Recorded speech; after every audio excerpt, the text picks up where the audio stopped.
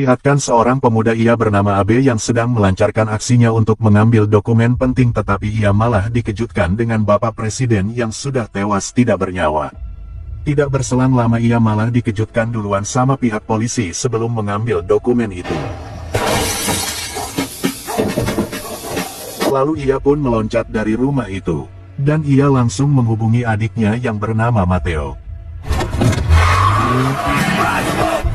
Di scene lain Mateo yang sudah siap langsung tancap gas untuk menjemput Abe. Selagi di jalan Mateo tidak sadar bahwa ia menabrak seseorang dan ternyata itu kakaknya.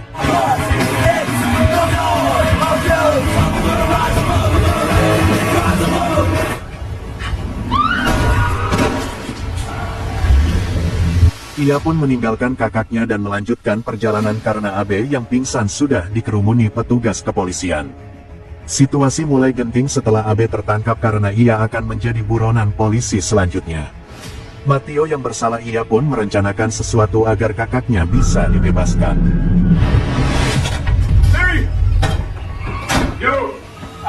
Stop! God, T, what are you doing? Pindah ke scene lain kita diperlihatkan sepasang kekasih yang sebentar lagi akan mempunyai bayi karena istrinya yang lagi hamil 9 bulan. Pria ini bernama Paul, dan ini istrinya bernama Tarin. Paul ini ia bekerja sebagai dokter bedah dan setiap harinya ia pulang untuk menemani istrinya yang lagi hamil. Situasi rumah yang sangat bahagia, dan sempurna. Tarin dan Paul sangat bahagia karena dia akan mempunyai anak sebentar lagi. Kembali ke situasi rumah Pak Presiden. Kita diperkenalkan lagi seseorang yang bernama Eric dan ini temennya yang bernama Regina. Mereka semua direktur kepolisian yang lagi bertugas untuk mencari bukti atas kematian Pak Presiden.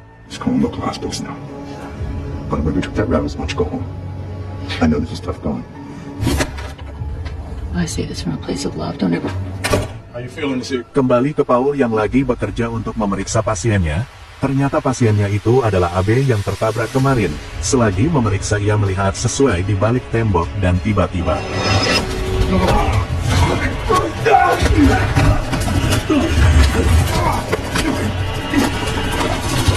ia pun dihajar habis-habisan oleh pria itu. Tetapi pria itu tidaklah membunuhnya, namun ia hanya mengambil kartu identitasnya Paul. Tuh. Give me a call. Get out of here. Go home. That way. Thank you. Night. Go on, listen. No offense, sweetheart. Selagi mau naik live, Paul baru sadar bahwa kartu identitasnya diambil oleh pria itu. Selagi di rumah ia pun menceritakan kepada istrinya bahwa ia sehabis dihajar sama pria misterius. Lalu selagi ia mau membuang air kecil dan tiba-tiba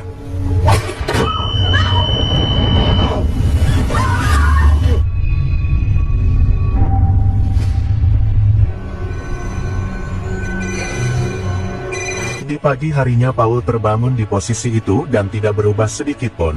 Paul terbangun ia mendengar telepon yang lagi berdering. Lalu ia pun mengangkat telepon itu dan tiba-tiba ada suaranya istrinya yang lagi minta tolong. Okay, I'm sorry. Lalu pria itu menyuruh Paul untuk membawakan pasiennya kemarin, kalau tidak pria itu akan membunuh istrinya yang lagi hamil. Karena tidak mau istrinya kenapa-kenapa ia pun setujui dengan itu.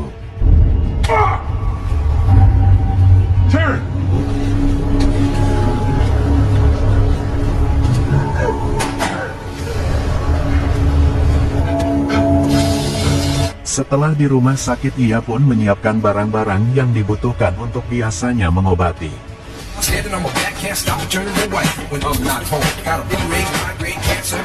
Lalu ia pun menuju tempat pasien itu yang bernama Abe dan ia dikejutkan dengan adanya petugas kepolisian yang akan terus menjaga pasien itu.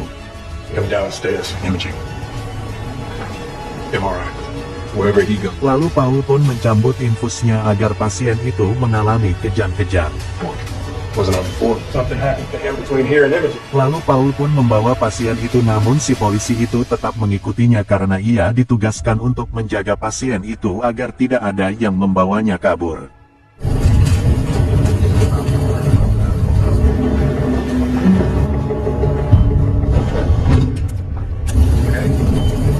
told you. Imaging. Where are we going? So I read the jacket on the bird. E3. There's a different elevator for imaging. Freelancing from Big D. You know, street mercenaries for hire. Selagi di live, Paul menyuruh polisi itu untuk mengambilkan mesin kejut agar pasien ini berhenti kejang-kejang. Tetapi Paul malah menggunakannya kepada polisi itu dan akhirnya polisi itu pingsan.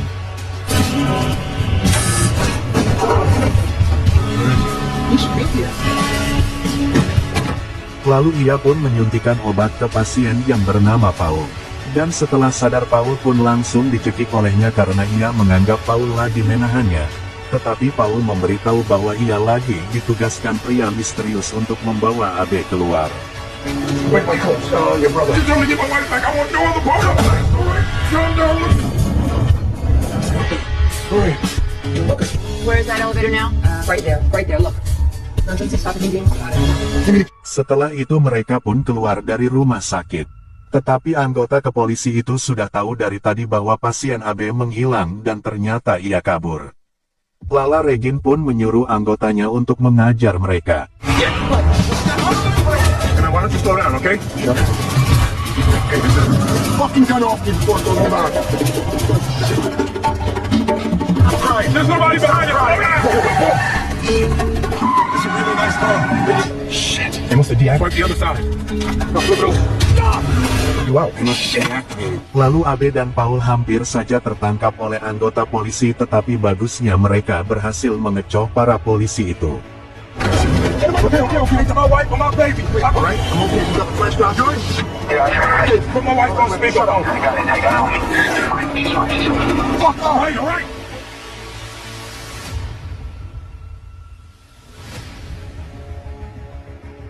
You got another shirt?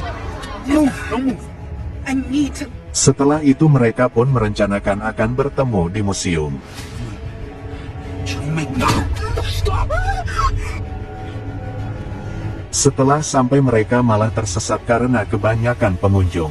Sudah berkeliling lama, mereka baru sadar bahwa mereka lagi dikepung di museum ini sama anggota kepolisian.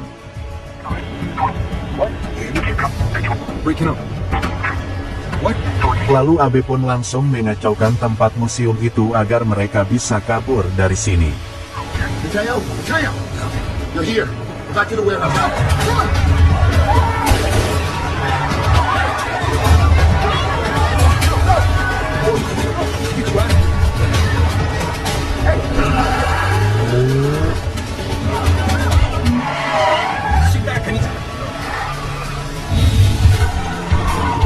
Di sisi lain, Mateo lagi dikejar oleh polisi.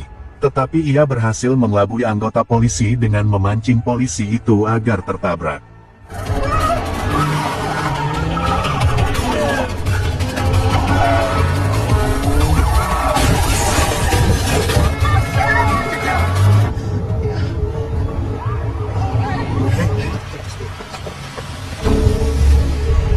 No, this stops here. I'm not giving you to the kid.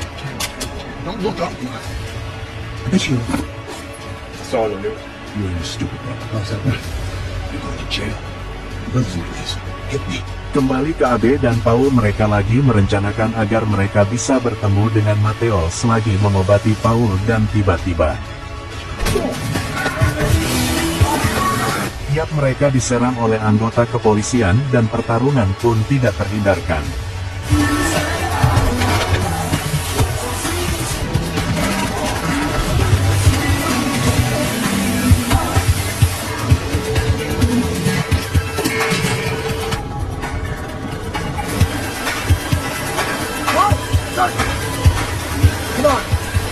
Setelah mengalahkan mereka, ia pun bertemu nenek-nenek yang sehabis mencuci mobil, lalu mereka pun mengambil mobil itu. I have a gun in my pants. Come on, Fisher. Get What out. kind of fucking car wash is? Dan aksi kejar-kejaran pun tidak terhindarkan. Bastard, you were the genius that got a PT. Oh, shit!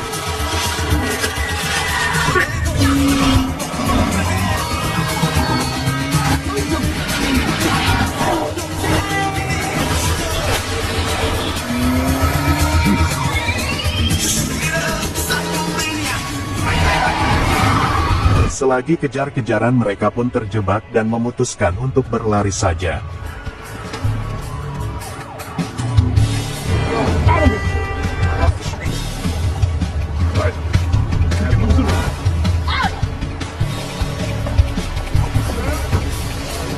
Lalu Paul pun bertemu dengan pasiennya yang sering ia obati dan ia pun meminta tolong kepada pasien itu untuk bersembunyi di dalam gerobak sampah.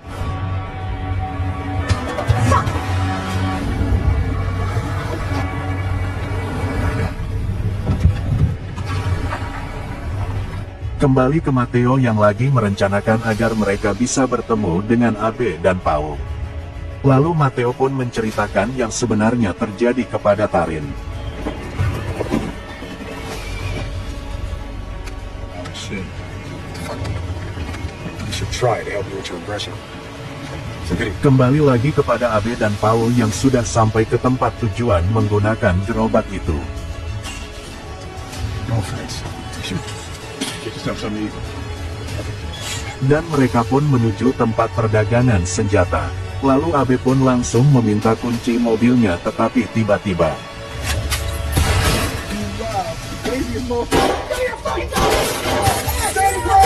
ia dan polisi itu sudah tahu keberadaan mereka dan Abe pun terpojokkan.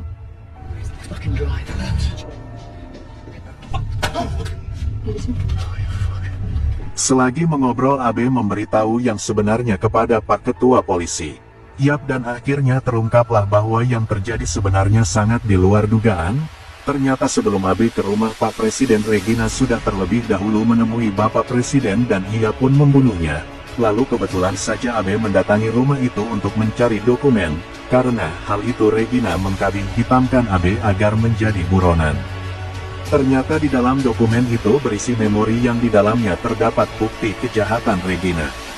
Lalu Regina pun membunuh Pak Ketua Polisi itu karena ia tidak mau dipenjara.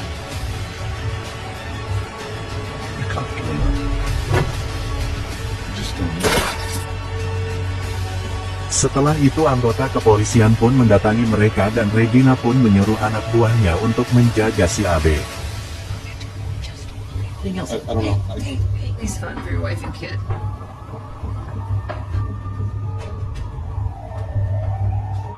Selagi polisi itu tidak melihat ke belakang, Paul dengan cepat menebak polisi itu beberapa kali hingga ia pun tewas.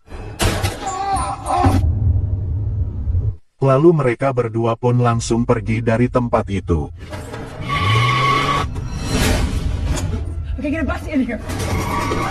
Now, Ari, back out of... Kembali ke Matteo yang lagi menjaga istrinya Paul, ia selagi mau mengambil telepon dan tiba-tiba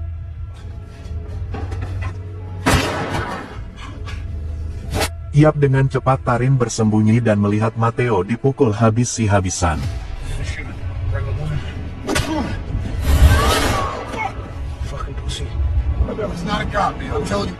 Kembali ke Abe dan Paul. Setiba di rumah ia melihat berecak darah yang sangat banyak dan tiba-tiba ia menemukan adiknya yang sudah sekarat dan terbujur kaku. Dan adiknya langsung memberitahu bahwa istrinya Paul dibawa oleh kepolisi itu. Tidak berselang lama Matteo pun menghembuskan nafas terakhirnya. Fix him. I can give him a shot. Take the blanket and apply pressure. It's lost a lot of blood. Do it. I got you, baby. Oh man, you ain't going. Right? You ain't fine, you're going anywhere. I give you. Setelah kematian adiknya, Abe langsung membuat rencana agar polisi korup itu dimusnahkan. This is as fucking anything as it gets, right? Lalu Abe pun menemui temenya.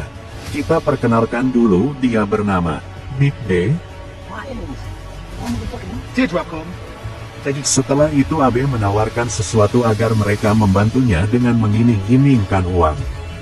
Dan Big D pun setujui dengan tawaran itu, dan mereka semua dibawa masuk ke rumahnya Big D. Lalu mereka pun merencanakan sesuatu agar mereka bisa masuk ke dalam kantor polisi.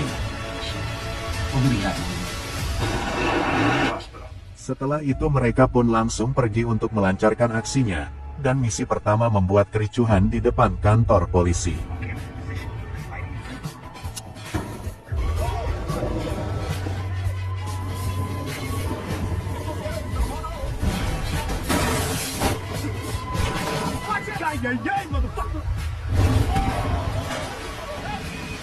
Setelah itu Abe menyamar sebagai polisi yang sehabis kecelakaan.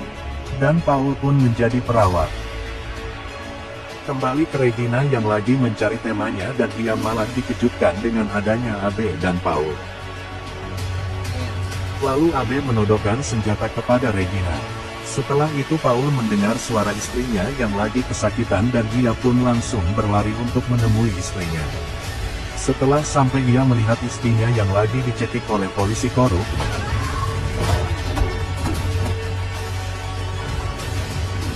Kembali ke Abe yang lagi menyekap Regina, dia pun memperlihatkan sesuatu di dalam hiasan itu yang terdapat kamera CCTV dan memory card. Lalu Abe pun menendang Regina hingga ia pingsan.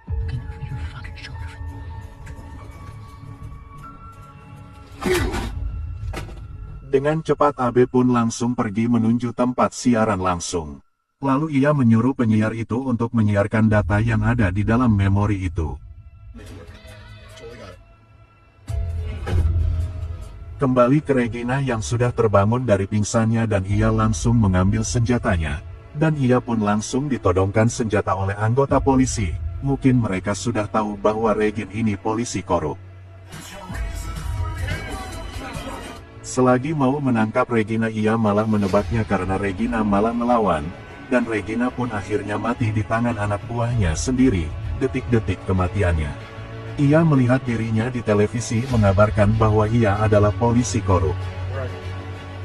1 tahun kemudian, kita diperlihatkan lagi Paul bersama istrinya dan mereka mempunyai anak, dan hari itu adalah hari di mana anaknya ulang tahun, lalu ia juga tidak lupa memberi foto kepada Abe. Dan film pun tamat, ending yang sangat mengharukan.